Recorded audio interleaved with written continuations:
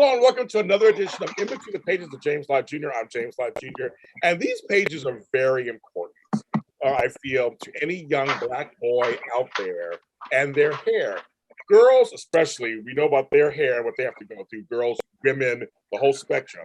But boys too, Black boys do too. And I've had my own hair experiences. Me having this fro is considered kind of political in certain circles that I'm in. So I understand this. I was turning her off camera. I always had this book when I was a kid. So this book, look how good, look how it's such a beautiful, gorgeous book too. And I'm going to tell you the name of it in a second, but I want to show you some of the pages on the inside for those of you guys who are watching. Images I never see in cartoon form. Images I never see in cartoon form. I mean, I've never seen illustration form. It looks like me as a kid. It looks like my grandsons. So I love my natural hair, and that's why I'm wearing mine today. She is from California, but I believe she's from Northern California, right? Yes, yes. California. And we're gonna learn what she does and behind these books, including this one and this coloring book too. Tiffany Anderson. Hi, Tiffany. Hi, how are you, James? How are you doing?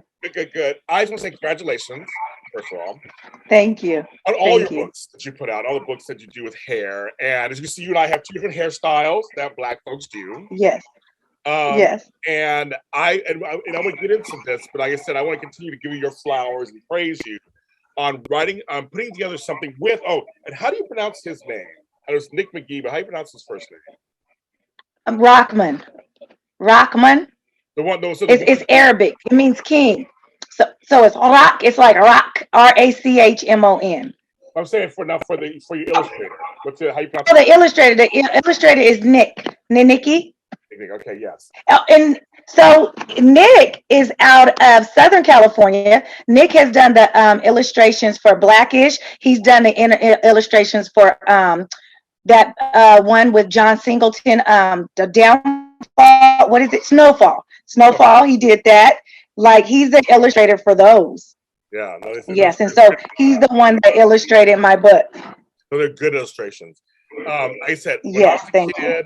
Or when my kids were kids, I wish we had books like this out there to show them at an early age that our hair is okay. Our hair is a source of topic from the moment we come out of the womb till, as my friend says, from womb to tomb. Our hair is always a topic for most folks. Not for us, but for other folks.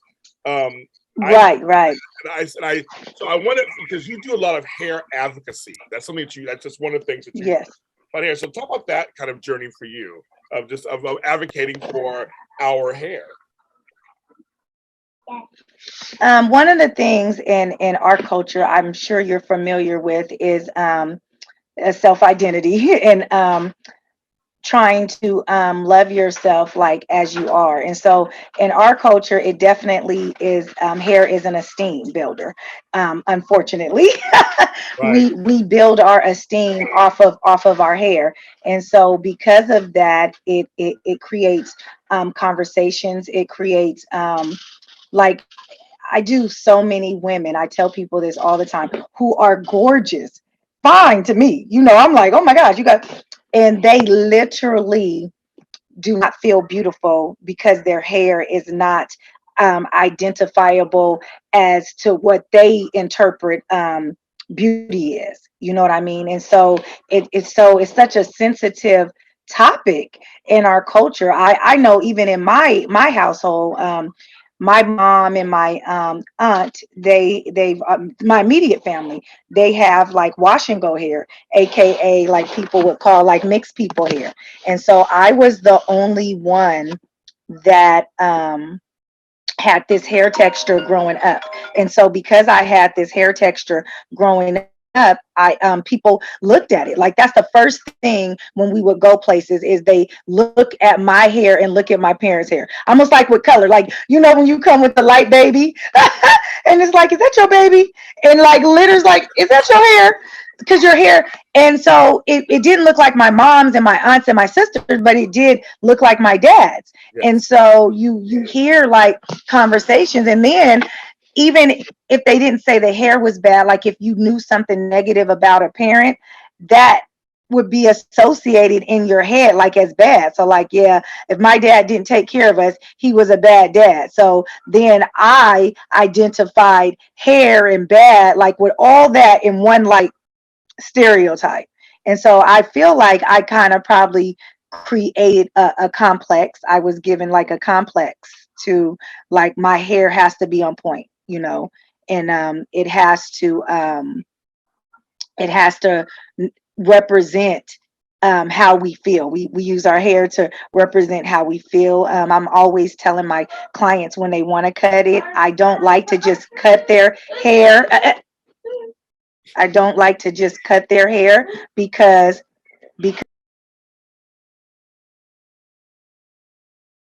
You're on mute. I don't like to just cut their hair if they've like experienced trauma, because we take our anger out on our trauma. We take anything out on our hair, and and we take stuff out, but we don't put stuff in, like far as like loving it and caring about it and uplifting ourselves about it and stuff like that. And so like I said, for me it's always been a big thing, because my hair does not look like my mama hair. My mama, to me, my mom and my aunt, they look like Felicia Rashad, and that's how their hair looks as well. Yes. Like that's how they were like growing up. Well, in Black households and families, we come in every Yes, shade. we do. We do. We do, and we almost forget that. I mean, like Right. that. Two Right. dark-skinned people can have a light-skinned baby. Two light-skinned people Exactly. have a darker melanin child. Like it's Right. genes. It's gene pulls. It's whatever they pull. Right. My father's side's Creole, and so it's Right. all it range from looking like old Russian people to black people, Right. and we're Right. all Right. related. Like we open our mouths, like, oh, they're all the lots. They're lots. Okay, got it. We start talking, you're related. But like you look at us sometimes, Right. don't have them. And then like even when we know that, we still is like, whose baby is that? Yes. Who's that? It's so sad. Like even knowing that we can create Yeah. any shade, Any we're shade. still like, who is that? Is that your baby? Mm-hmm. You're like, We do it all the time. We do it all the time. It's like, we do it all the time. And it's so insensitive. It even like with the hair and stuff, and we don't think about it. We don't think about how that can make someone feel and stuff. I remember I go to schools and I share my books, and it was this a white one of the white teachers, gorgeous. She like had her little style and stuff, right? And so she has a biracial daughter, and she said as soon as her daughter got of age, her daughter had like these beautiful curly locks. Her dad, who was black, like died when she was a kid, and so she said as soon as she got her older, she permed her hair and cut it almost like her mom's. And I said, daughters want to look like their moms. That's true. That's true. It not even all, but like my biracial cousins, and they want to look like they chocolate mom, whatever it is. You want to look like the household, and it just is what it is. Like Yeah. I was asked today why my older brother was so light. And I'm like, I don't know, but I do know we were all blood tested. Okay, we're related. And we We're were all all related. Yes. Same parents. we come from the same gene pool. It's true. It's very true. But Yeah. it's funny. Yeah. It's one Right. of, it's one It's of those. very funny. But I'm glad you talk about boys hair, because we don't talk about that enough either, because we have our own issues with the world looking at us when we have locks or twists Hmm. or braids. And I just said earlier, in some circles in Hollywood, me having this is a political statement. Me having a fro. Right. Remember Colin Hmm. Kaepernick came out with his fro. Like it's like all Right. Right. shaved head or bald headed goatee done. Like I did that look for years. Right. I did. I got bored. Hmm. Like anybody else, I want to change my hair. Like I want Right. to have a high top Right. or whatever. And for some reason, some places are like, is that clean? Is that are your locks clean? I'm like, oh my Right. God. I'm like, are we still in that narrative that locks are dirty? That this is like I'm like, oh my, it's 2022. But we are still in that era where people still think certain things like that. Right. Right. And it's crazy. So It, it, it, It's very crazy. Um, One of the things that I do appreciate today that is that it is getting a more acceptable. And even like, you know what's interesting, James, that you help me understand this, because even in the era in the 60s, even with the clients talking about when their hair is too short or the fro and stuff. And we did wear our hair like that and the afros, and it was gorgeous and we were beautiful with it, whether it was short or long. So I don't understand, the sensitivity as we gotten older. And we were getting jobs, we were getting promotions. We were like, that was like the era with the little short afro and stuff. To me, it happened in the 80s. It started in the late 80s. Oh, you're muted. Yes, go ahead. It In the started 80s, you said. and it started in the late 80s, mid to late 80s. When I became an adult, I became an adult in the mid 80s. And Right. suddenly it was like, because the whole yuppie thing was happening. And then for black Mhm. folks, the buppy thing, they called it. Mhm. But it was all of a sudden, it wasn't clean cut anymore. We had to conform Mhm. to the corporate standard of look. So even Mhm. though a close crop fro on a woman back in the 70s that was cute, the Florida Evans, I used to call it, that was cute. I had Yeah. at banks, they worked at banks and they were executives. That was out now. Your hair had to be straight. Get that no lie relaxer, bitch. Go out there and get it. Right. Right. And not even curly. Make sure your hair is bone straight. Get the pressing comb. Get the stone straight. And guys, high top fade, close this. It was like you can't have anything outside of that. And I've noticed that when I had jobs, Right. I was told, well, just make sure you look not as urban. I'm doing quotations as some of the white folks taught Right. me this. And back then, there Right. was no discriminatory laws against being discriminated against for being black or anything. It was they just Right. did like this to you, and that was just it. So I believe, Right. Tiffany, it was the '80s started turning the tide of like, if you want to work in certain parts of the country or certain industries, this all had to go. This had to go. The fro, everything had to go. Right. But you're right. Before that, it Right. was totally acceptable, totally fine for the most part, right? Most part, fine. But see, I'm friends with Miko Branch, who's the co-owner of Miss Jessie's Uh-huh. Hair Care Products, and she's all about the curly hair movement. Right. Because that's another movement. Also, the whole stop. You have to relax your hair all the time. Like enjoy your curls. Like enjoy having them. That's another one. It's like women have been making their hair straight for so long to get accepted. It's like curly hair is beautiful too. It's actually more beautiful Right. in ways. So I just think, but I think it's the '80s. I would say the '80s is when the tide started changing. Yeah, because it's really sad. It's sad how like you're literally convincing someone. And so even when my clients, when they always be like, "Oh, Tiffany, you made me beautiful," I always leave them. I say, "No, I just did your hair."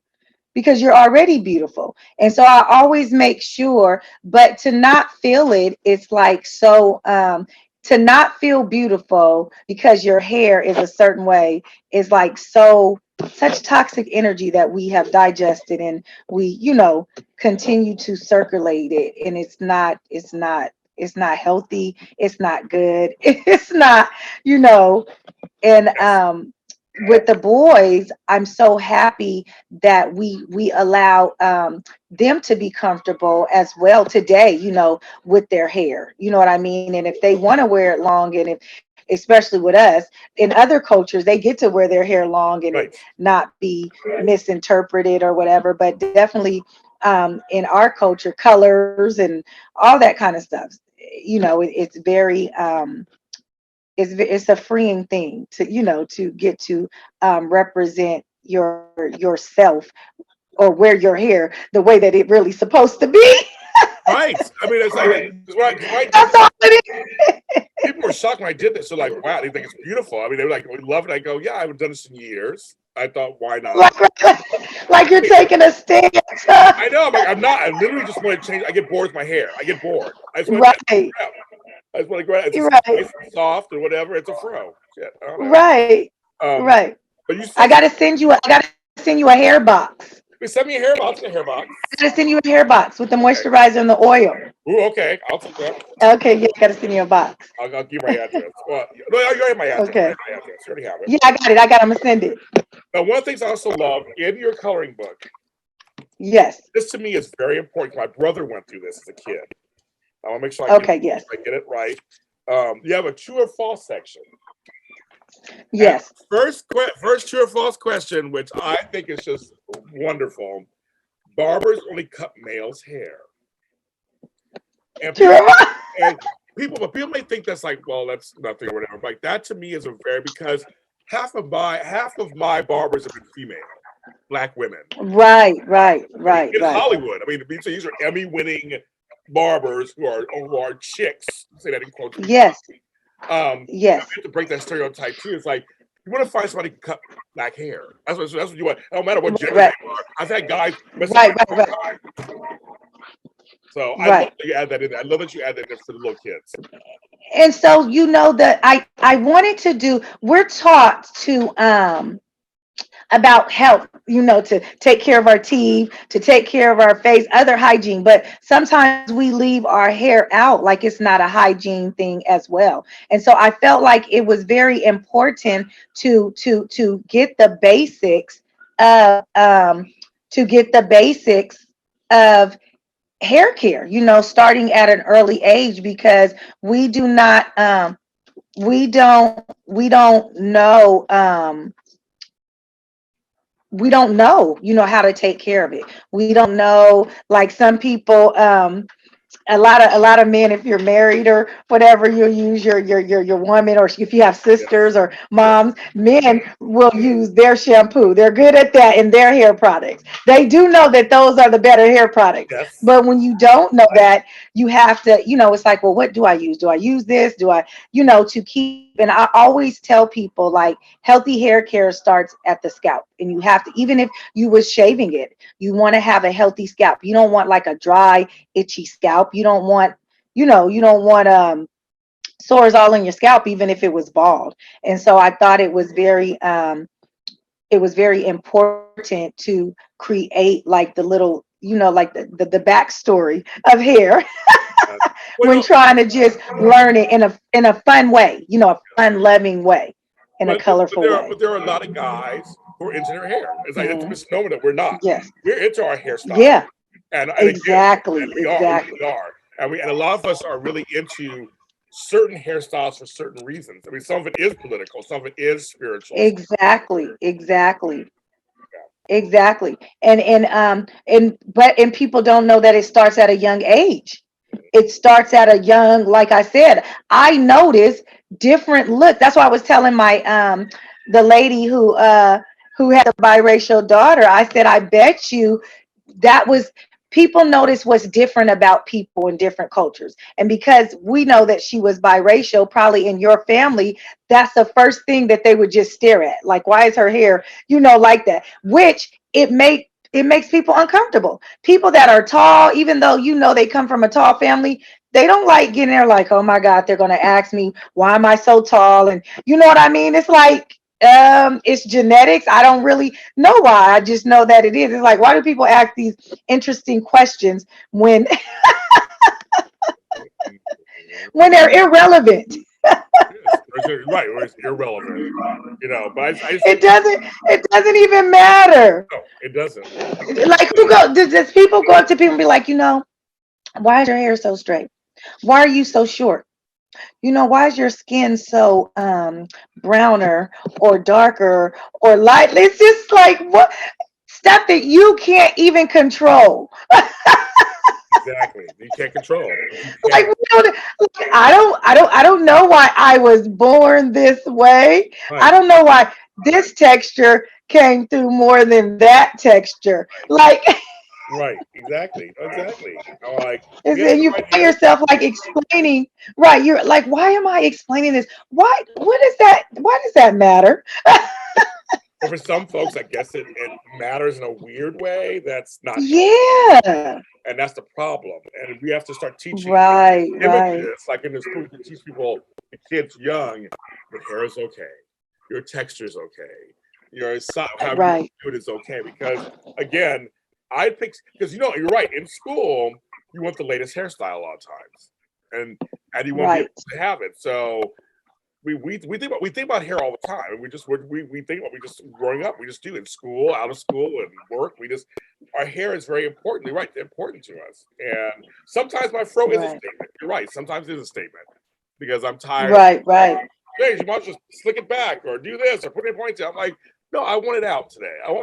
I'm going to the Emmys in 2 weeks, and I'm like trying to decide what to do with my hair. I think I decided I'm going to do a Questlove, just have my hair all. Right. I think I'm going to. I think I'm going to actually show up for the first time with a natural. I think why not? Right. Why not? Right. Right? Right. You know, Right. it don't be hot.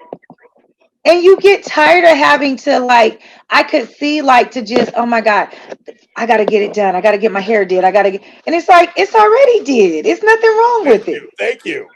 Thank you. It's already did. Like who gets to say that it's not did? I like that. It's I'm clean. taking her thing to the Emmys. My hair is all I just comb it out and cut it down a little bit. I'm done. That's what I'm gonna do. Yeah, if you want to add some more texture to it, Right? plait it and then take it out, Yeah. Yeah. Yeah, it is, but it's did already. It's fine.